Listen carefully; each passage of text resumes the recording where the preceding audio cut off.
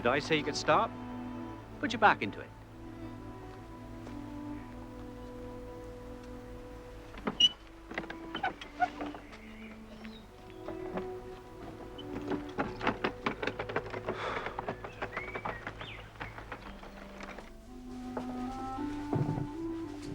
Look at the weeds. Vicky, she's getting flour everywhere. I want to make something too. Of course you do. Here, I'll help you. Don't want any help.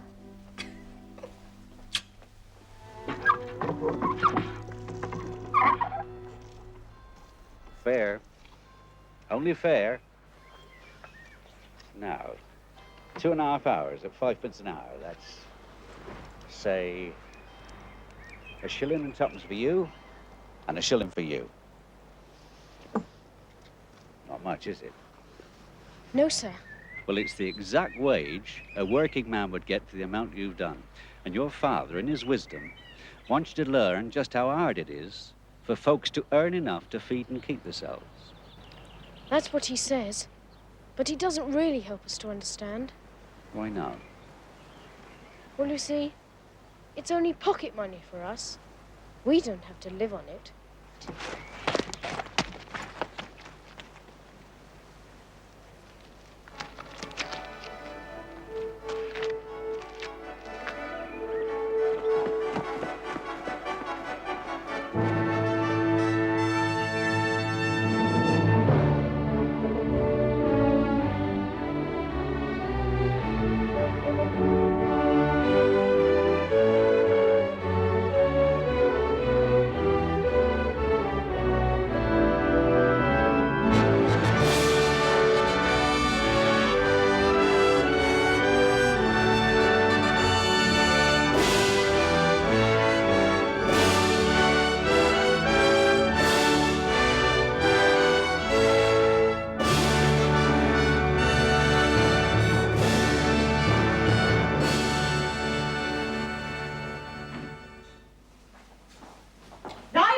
Wanted this war with Russia. But as soon as British troops were sent to the Crimea, we have supported them with every means in our power. And yet Albert is accused in the press of being pro-Russian. There are some people, Your Majesty, who cannot forget that your husband is a foreigner. They know that I also am German, and therefore your two principal advisors are suspect. Every sensible person knows that Albert is more English than the English. We are not here dealing with sensible persons, ma'am. It is entirely emotional. Exactly. It is all Palmerston's fault. If he had not insisted on us supporting the French... Well, in any case, the Prime Minister assures me it will be over by Christmas. That is merely his hope. The Earl of Aberdeen is a good man, but not suitable as leader of a war cabinet. But to return to our other matters, the weekly report from the Prince's tutors. The Prince is still behind his younger brother. And always will be, I'm afraid. Oh, if only Vicky had been a boy. She's so quick, she understands everything. But he often forgets what he's just learned. Yet he is not backward. When he is interested in a subject, he devours it. I often wonder if we don't push him too hard. He looks so tired sometimes. How can he be tired? We have built this house on the Isle of Wight so that our family can have the benefit of sea air and privacy, ideal conditions. Mr. Gibbs is very strict. It is for his own good. The heir to the throne must be as perfect in mind and body as human science can make him. He has been very disappointing. I have spoken to Gibbs on that subject. He agrees with me that the Prince might take more interest in his studies if he was aware of the need to prepare for his high position. He has not yet realized what it means to be the eldest son. I think Gibbs should speak to him. When he judges the time is right. That can be a great shock. I remember how it was when I was told. The Third Punic War. The dates of the Third Punic War. BC? Of course it is BC. Prince Alfred. 149 to 146 BC. And who was the victor? Hannibal? Not unless he deserted and joined the Romans. It is not a matter for levity.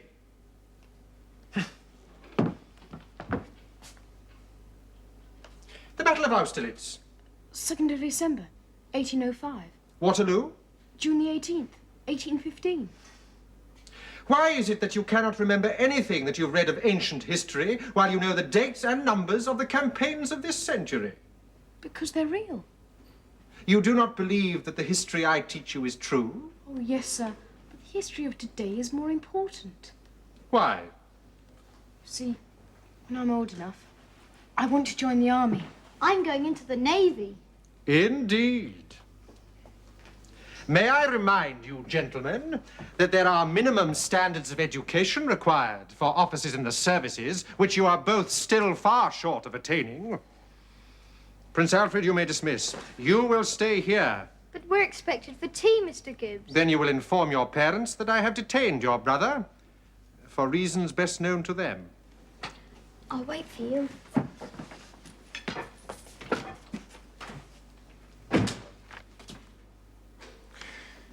Your continued lack of application cannot fail to distress your parents. Great care and attention has been lavished on your mental development, to no avail.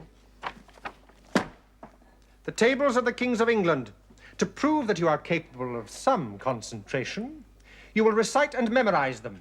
Start with the Tudors. Richard III. Plantagenet. He was succeeded by the first Tudor, who was... Henry VII. He had two sons. Arthur, the elder, died, so he was succeeded by... Henry VIII. Who had three children. Mary, the eldest, by Catherine of Aragon, Elizabeth by Anne Boleyn, and the youngest, Edward, by Jane Seymour. Who succeeded Henry? Edward VI. Then? Queen Mary. And? Elizabeth. And after Elizabeth? James... Yes? What is it? Why did Edward come before Mary and Elizabeth? Surely that's wrong. No. He was the eldest son. But his sisters were older. That makes no difference. It is the eldest son who becomes king.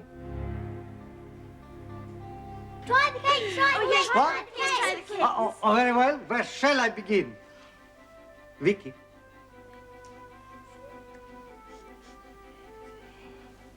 Perfection, Vicky, as always.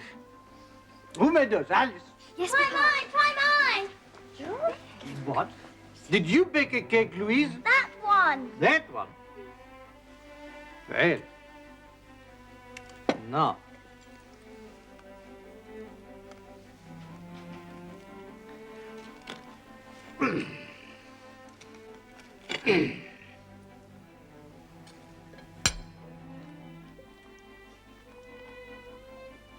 What's it like? Well, I think I can safely say I've never tasted anything like it. More, take some more. Let's have some tea. I think I need it. Bertie and Daffy aren't here. Well, if they are late and can go without. Happy. I'm sorry I'm late, Mama. Never mind, come and join us. Where's Bertie? He was kept in. Oh, why? Mr. Gibbs wanted to talk to him. Where is he now? In the kitchen. He doesn't want to come in. What? No, Albert. Perhaps I'd better see him first.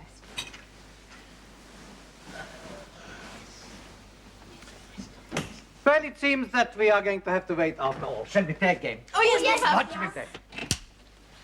Bertie? Bertie? Is it true? I'm going to be king? Yes. One day, you will be king. Not for some time yet, but one day. I thought Vicky would be queen. Like you. No, dear. I became queen because I had no brothers.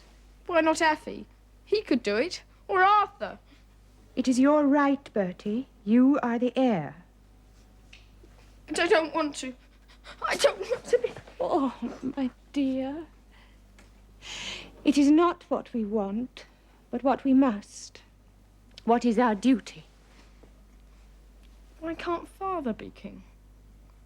I only wish he could. But always remember, if anything happens to me, he will be here to guide and protect you. That is why you must work hard to make yourself worthy of him. I can't. I can't. Yes, you can, if you try. You are his son. Now, dry your eyes and let him see Let us all see how brave you can be.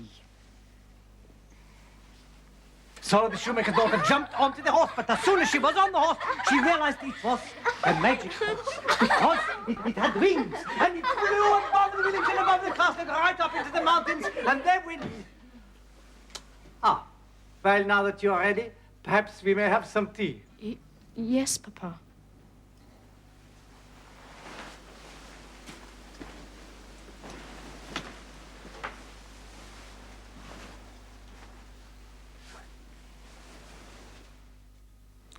Married to the Princess Royal?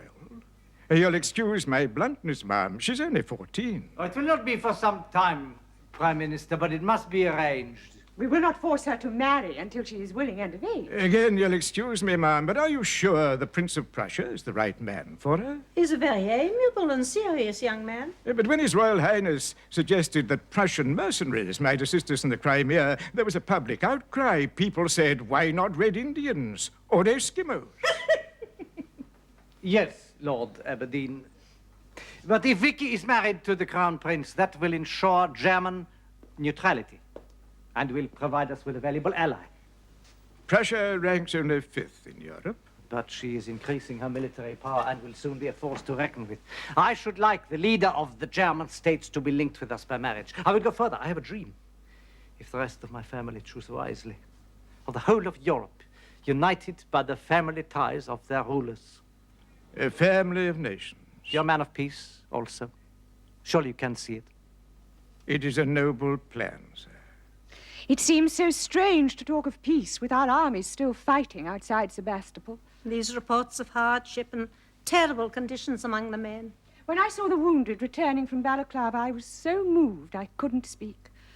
I thank God daily for Miss Nightingale and her nurses. So do we all.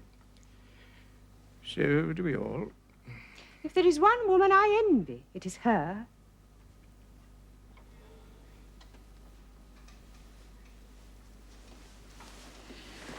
I feel very badly, Lord Aberdeen, at taking you away from your duties. It is a relief to me, ma'am, to get away from London. To come to Osborne reminds me of happier days. I had hoped to see the Prince of Wales. Oh, Bertie is working. Not too hard, I hope. The last time I saw him, he looked nearly worn out. I often think so, too. Oh, yes, he's very good at that. It's part of his cunning. The more work he's given, the slower he becomes.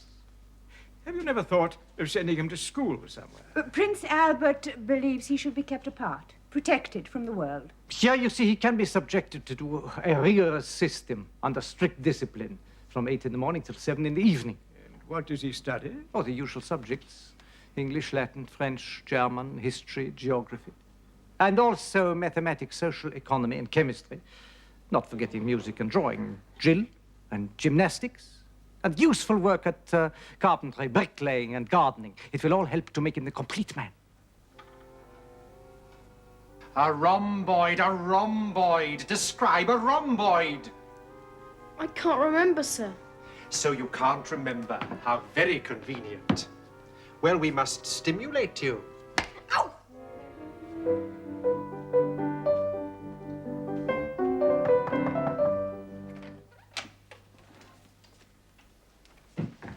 Is there news from London? The Foreign Secretary has resigned. And the Earl of Aberdeen? He is blamed for conditions in the camps and hospitals. He has said himself he is not fit to lead the country. If he goes, who will be Prime Minister? The people are crying out for Palmerston. Never. He would bring the rest of the world into the war. You know what they're saying in Germany? If the devil had a son, it would be Lord Palmerston. His answer to every foreign problem is to send in gunboats and sabres. That may be what is needed. But he is old. He may not feel able to accept the post. What is it the dreadful Disraeli says? That Palmerston at his best is only ginger beer, never champagne. Well, Aberdeen may not have to go. There is one thing. This moment of political change may be the time to take the Prince of Wales more into your confidence. But he's so young. Stockmar's right. He must be accustomed gradually to work with us. After all, prime ministers and governments come and go, but the crown is a perpetual minister. A balanced, scientifically educated Prince of Wales will help to ease the burden.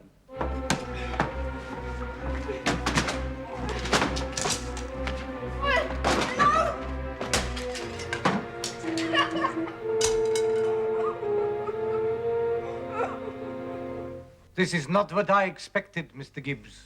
How can he ever take his place if this continues? His French tutor suggested that this nervousness might be a sign of exhaustion. A son of defiance. He's incurably lazy and self-willed. The same system of education was applied to His Royal Highness in his youth. Yes, but Yes. you at least saw other children, sir. What difference does that make? You knew something of companionship. I was not born to his position. Children are undiscriminating. Companionship now would lead to friendships which could only embarrass him in later life. I think I see what Mr. Gibbs means. Bertie sees only his brothers and sisters whom he dominates easily. Meeting other boys would show him how far behind he is and awaken a healthy desire to improve. Exactly. I thought that the next time we moved to Windsor, sir, I might have a word with the Provost of Eton. I shall consider it, but in the meantime, stronger discipline must be used. His nervous energy must be used up in physical exercise. Not a minute of his day is to be left unoccupied. Left, right, left, right, left, right, left. Left, out. Turn, set, 1, 2, 3, 4. Left, right, gentlemen. Halt, check, 1, 2. Left, turn, 1, 2, 3, 1. Order, up, 1, 2, 3, 1. Shoulder, wait for it, gentlemen. Chest up, stomach in, chin in. Shoulder, up, 1, 2, 3, 1. Right, turn, 1, 2, 3, 1. Gentlemen, quick, march. Left, right, about. Turn, check, 1, 2, 3. Lord Palmerston. Your Majesty, I am deeply conscious of the honor you've done me in asking me to form a government. I only hope the strain may not prove too great. I believe I have a fair chance of success.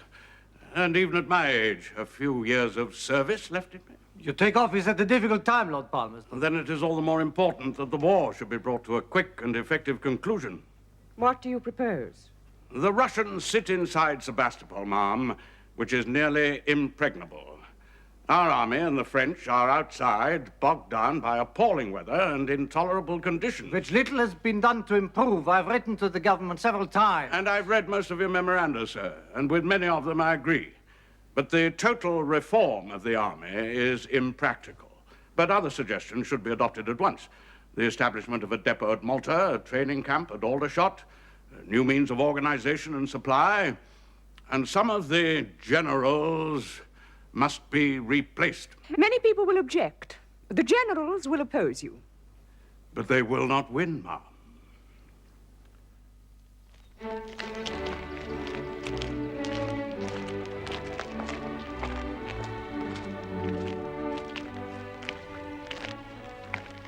I think perhaps we should leave them, sir. They're not at ease with you here. You realize Bertie has no experience of other boys, how to behave with them. It will work out, sir. We shall leave you, gentlemen. You have half an hour.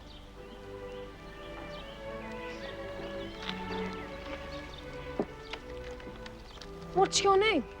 Carrington. Charles Carrington. I shall call you Charles. I'm Alfred. Effie. I'm Bertie, but you must call me Sir, I suppose. Do you live here, at Windsor, sir?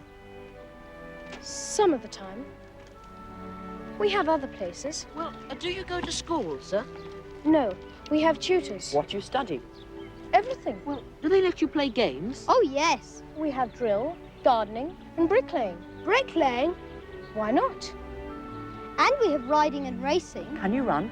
Bertie can beat anyone. I'll show you if you don't believe me. Go on, Charlie. All right. I'll race to that tree over there. Come on! Why didn't you race me? Well, you didn't tell him you were starting. That was cheating. No wonder you always win if you race like that. I wasn't cheating. You take that back. Take it back! Hey! How dare you? How dare you? You pushed him. I didn't mean to. Get out. Get out of this park. Willingly, sir.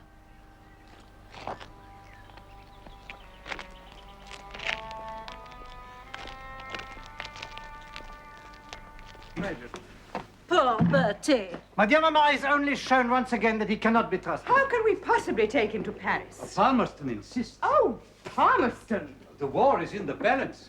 Relations with your allies have deteriorated. You must show your trust and regard for the French Emperor. To take Vicky is one thing, but Bertie, they don't know what they are asking.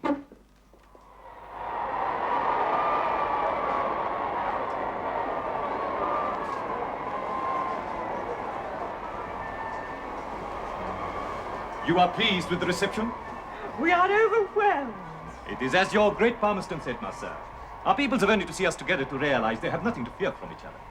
And I have always had the greatest admiration for you. Many years ago, when I was an unknown exile in England, you had the riots. The Chartists. You do not know this, but I became a special constable to protect you. You? And I have supported you ever since. I am so glad we are friends now. Yes. I am full of respect for your husband. And Eugenie and I simply adore little Bertie. He is so charming and so intelligent. Bertie? Oh, yes. He asks me about my uncle, the great Napoleon's campaigns, and corrects me when I am wrong. You mustn't let him bore you. He couldn't. He has such perfect manners. And yet he is so shy. I do not think you take him out in company much. Not frequently. You should. Eugenie and I would not let him out of our sight. At the hunt tomorrow, we wondered if he might drive in our carriage with us.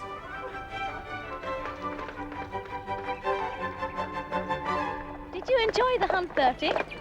Oh, yes. I've never enjoyed anything so much. I'll never forget it. I wish I could stay only a few days longer. Well, your parents will probably want you at home with them. They don't want me. There's so many of us. But they would miss you, no? Not really. I wish I was your son.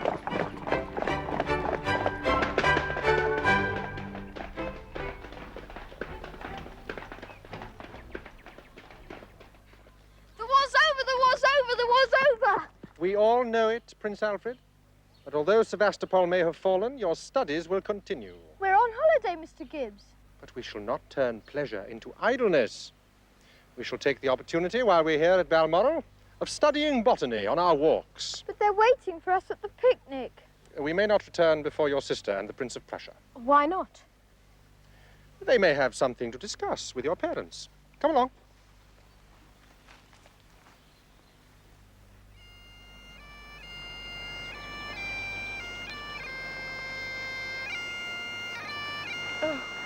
My dear. Es freut mich sehr, Fritz. Herzlichen Dank. I suppose I may kiss you now?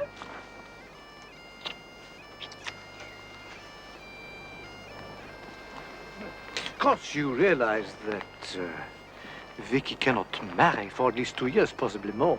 Naturally. I would not have spoken now, but I found Vicky so allerliebst. I could not wait to know I might belong to your family. Are you happy? Run and tell your sisters and bring them back. Come, Fritz.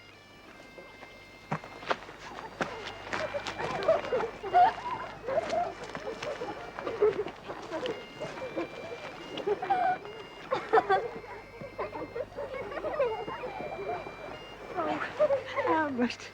You asked them, but are you happy? It seems so strange. Our little girl.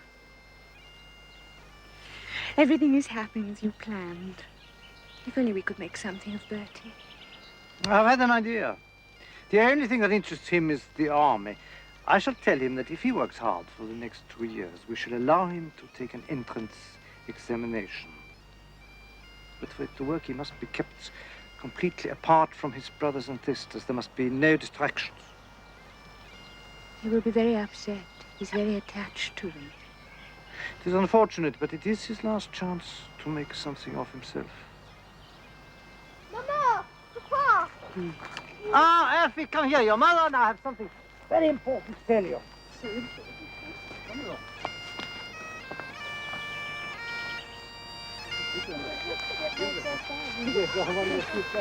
The whole fairly scented part of the mighty opposition, you see.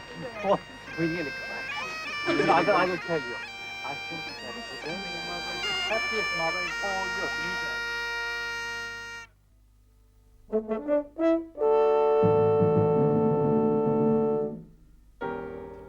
Must vanish, fade, and die. Fade and die.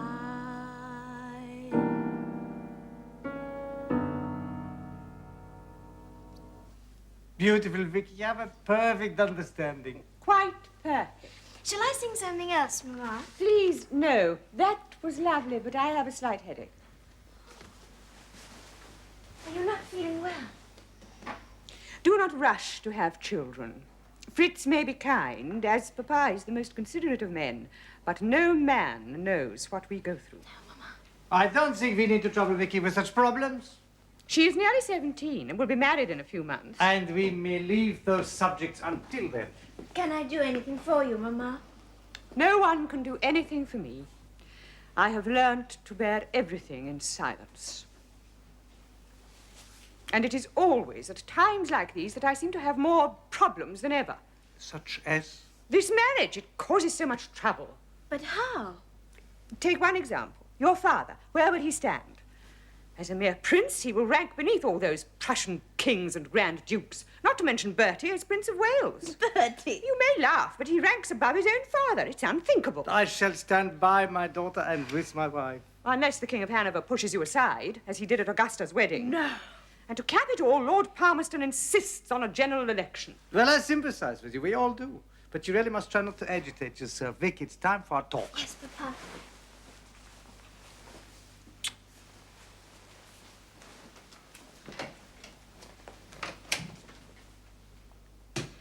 What's the matter, Liebchen? Every evening you take Vicky away, you spend more time with her than with me. Well, that's most unfair. You know she must be carefully prepared for her new position. And I am left with no one, not even Bertie. Well, what would you talk to him about? He may not be clever, but at least he's affectionate. I might just as well not have had him shut up at Osborne with his eternal lessons.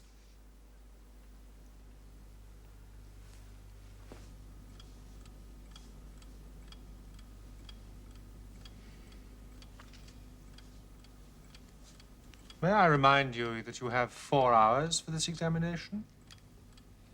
3 of them have passed, and you do not appear to have written very much. I cannot believe it. Is this the result of 2 years of intensive study? I will not say again how disappointed we are. Everything that I have done, every effort of Baron Stockmars has been on your behalf, and you have made no attempt to repay the care that has been lavished on you. I have tried. I've worked hard, I promise. It's just that when I come to write it down, when I think how much depends on it, I can't remember anything. He can absorb well enough when he wants to. He has a fatal lack of concentration. Es spalten sich die Berge und geboren ward bloß ne Maus. The mountain labored and brought forth a molehill. Well, run along. I've no more time for you.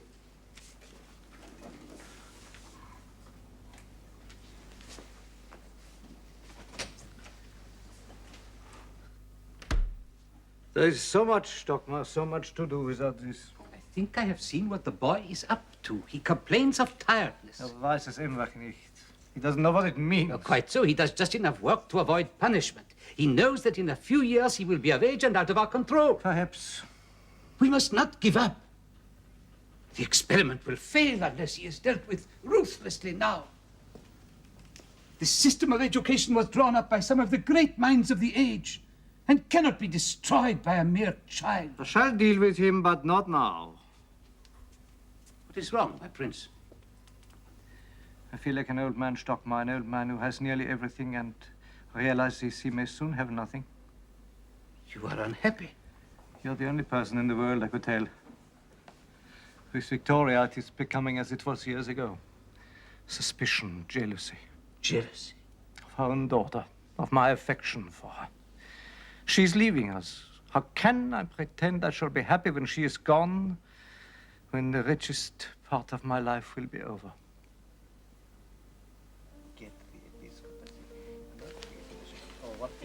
What are you whispering about?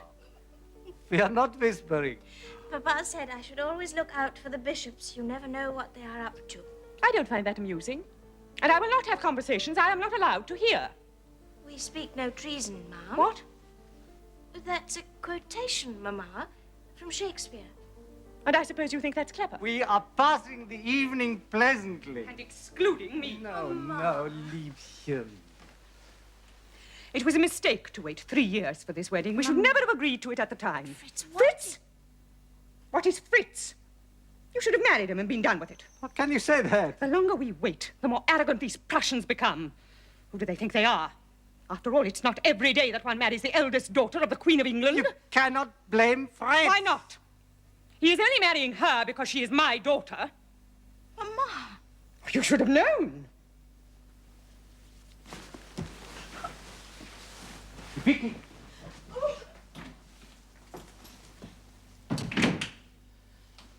I don't care so much what you say to me, but how could you speak like that to her? Because I'm tired of her airs and graces. And I'm tired of her always being here. She's your daughter. Then she should remember it sometimes. She forgets her place. At least try to be logical. Logical? And what about my feelings? They don't matter anymore.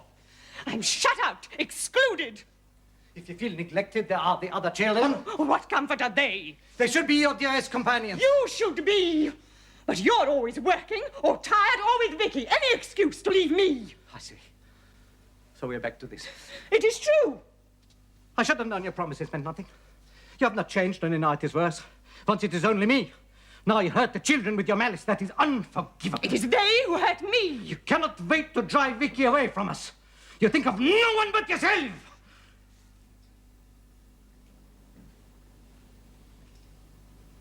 You will pardon this intrusion, but there is news you should hear. Yes. Yes, of course.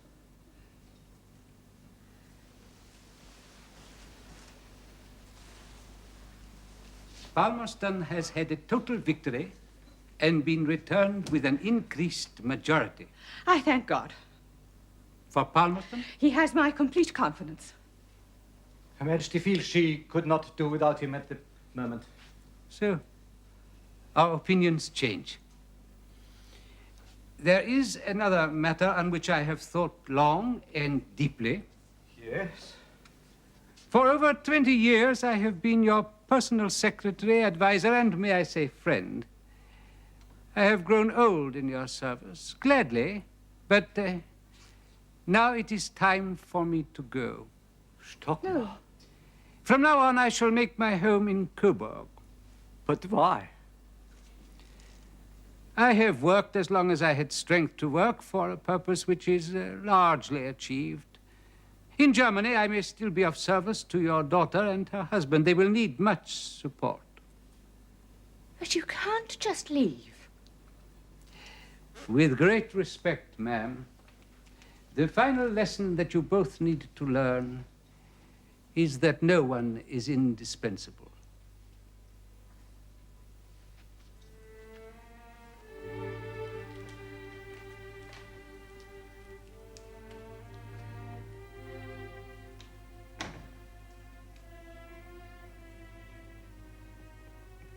Can we stop him?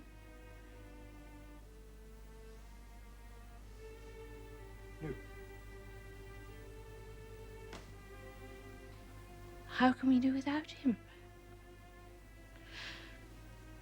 We shall need each other more than ever.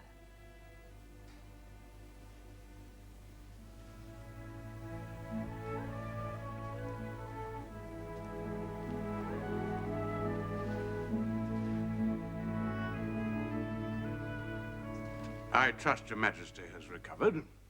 Sufficiently well. The birth was less painful than usual. Dr. Snow gave me chloroform. The Church disapproves of it, I believe. The church is run by men.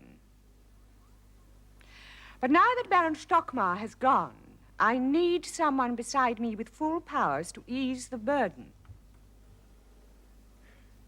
His Royal Highness. Who else?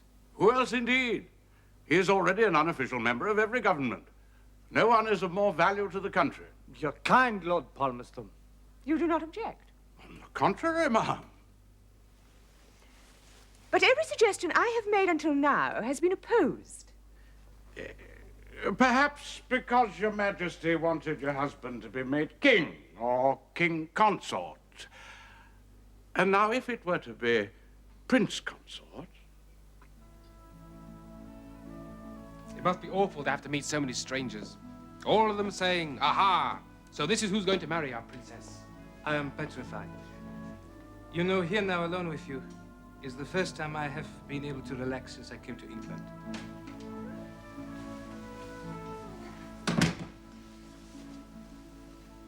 Oh, what's this? Alone? Well, this is dreadful. Not quite alone, Mamma. I'm still with them.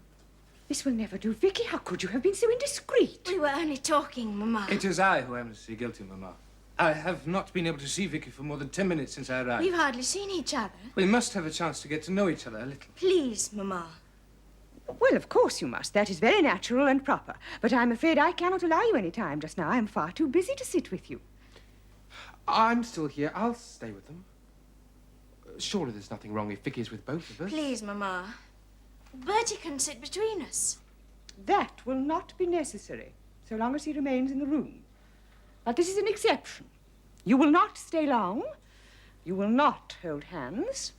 And you will leave the door to the corridor open.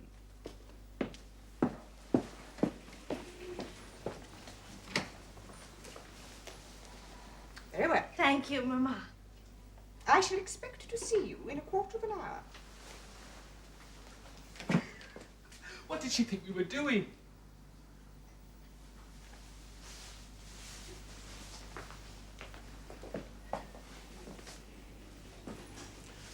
Oh, I envy you.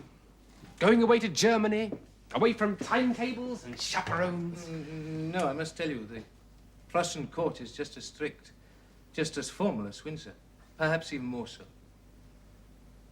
But I promise you will be happy there. There's only one place to be. The court in Paris. If only we could all live as freely as that. I regret France is not a subject I can discuss. No. Promise you won't tell Mamma. Vicky always gives me away, but promise you won't this time. If I just slip outside for 5 minutes and accidentally shut the door. Bert!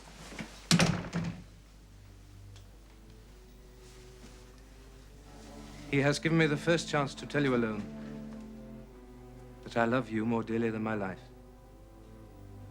You have accepted me, perhaps because you must.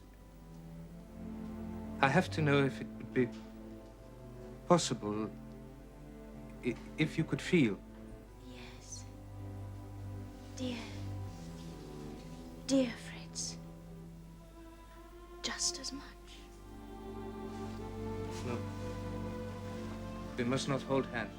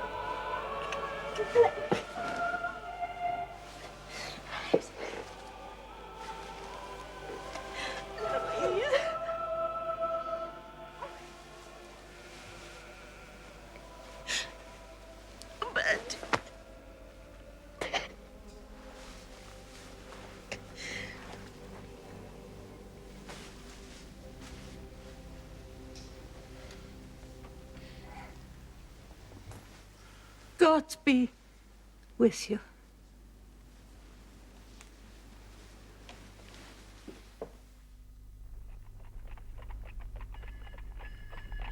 Snowing. It will be a cold crossing. But the channel may be calm. Yes, Papa. It was good of Fritz to let you come this far with me. He knew I wanted to be alone with you, at least as far as the ship. This is not a subject about which I find it easy to talk, but I must know if you are really happy. I can't bear the thought of leaving you and Mama. And everything. No, I meant your future life.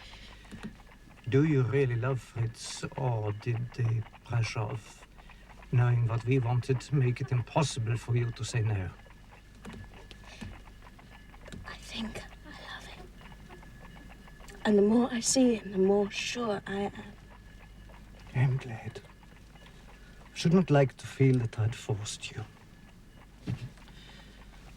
You're going to a strange court. There will be people who will try to take advantage of you for their own purposes. Fritz has already told me, Papa. I shall behave as you would wish your daughter to. Good. I shall be lonely at first, but I shall be with Fritz. Do not forget us. I'm not of a demonstrative nature, and therefore you can hardly know how dear you have been to me.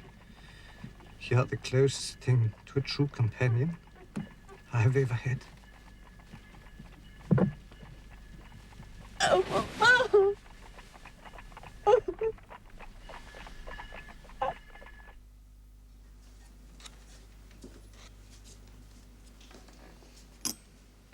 Not in bed yet? Look, have you seen this? Just the way she held her head.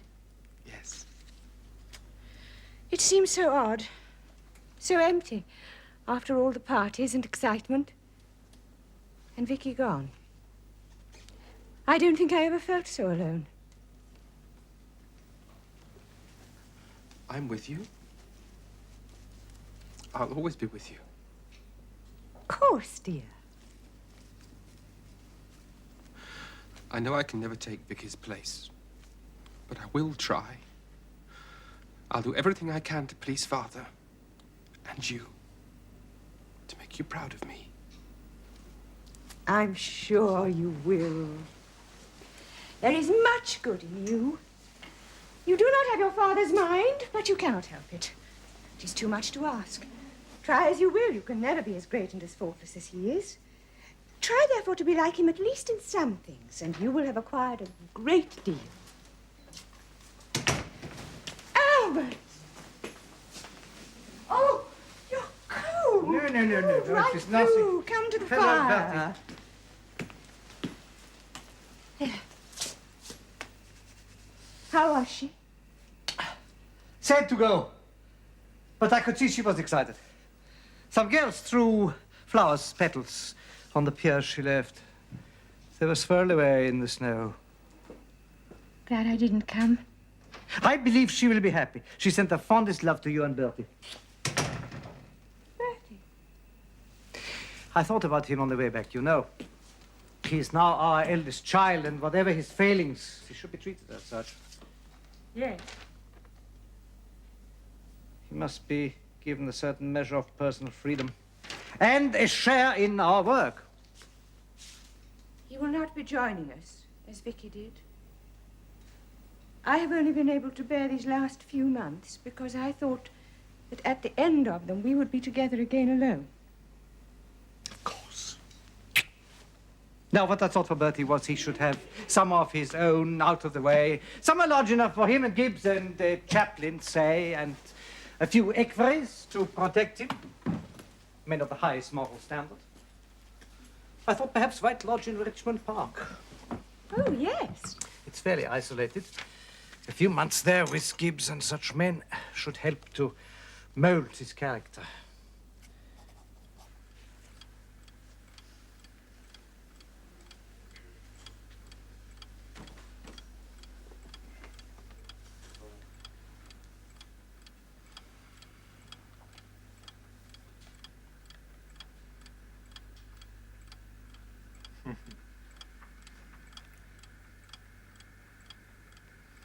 Aren't you reading? No. Perhaps you would like to borrow this. No, thank you. I have just the thing here. A book of sermons by Dr. Arnold. Most interesting. No, thank you. We have already read them. Some years ago. Then perhaps we could have a discussion on some of the points he mentions. No, thank you.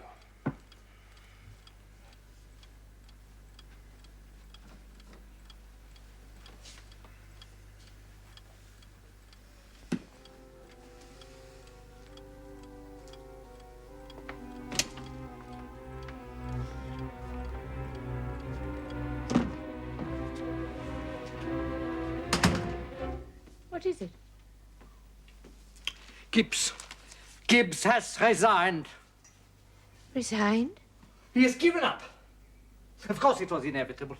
He has devoted years of his life to the vain attempt of turning Bertie into a scholar. Bertie dislikes him so much. You do not have to like your teachers. I'm to blame. He has all my worst qualities. He is my caricature. No, it's not the same. He does not even try to improve. That is what worries me. What would happen if I were to die? Bertie's totally unfit to be king. What if he had the wrong advisers? His only hope would be to put himself entirely in your hands. I could never do for him what I've done for you. All our hopes. And Stockmar's. We can't all have been wrong. There are still 3 years before he comes of age. He will use every minute of them.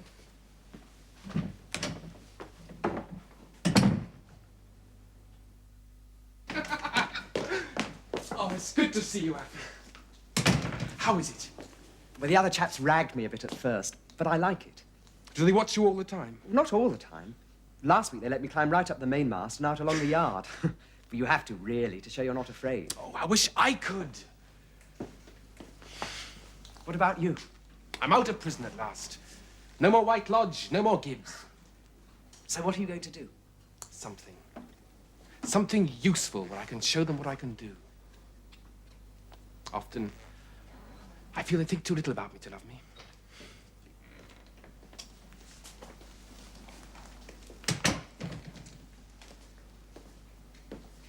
I'm pleased that you have seen your brother.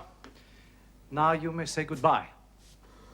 Goodbye? You will return at once to White Lodge. A new program of studies has been prepared for you. It is still possible that you may catch up sufficiently to be able to enter a university. At the same time, you will undergo an intensive process of mental and social polishing. We have appointed a governor to watch over you. A governor? Colonel Bruce, a distinguished officer of the Grenadier Guards. He will teach you what is expected from you in life. You will not bully or deceive him. If I cannot make you a scholar, I am determined to make you a Christian gentleman.